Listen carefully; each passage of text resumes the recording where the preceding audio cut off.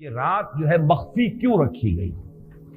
تعین کے ساتھ کچھ معلوم نہیں یہ رات کون سی رات ہے، کون سی رات ہے، اس کا جواب تو میں بعد میں دوں گا کہ اس میں جو آراء ہیں مختلف، لیکن یہ کہ اس کو کیوں مخفی رکھا گیا اس پر کچھ پیاری باتیں ہیں جو مفسرین نے کہی ہیں۔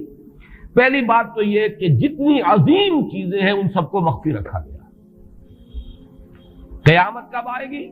مخفی ہے، آئے گی یہ یقینی ہے۔ کب آئے گی؟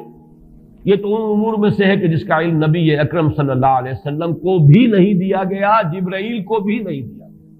چنانچہ حدیث جبرائیل میں واضح طور پر الفاظ موجود ہیں، وَمَا الْمَسْئُولُ عَنْهَا بِأَعْلَمَ مِنَ السَّائِلِ۔ کچھ معلوم نہیں، نہ سائل کو معلوم نہ مسئول کو معلوم قیامت کب آئے گی۔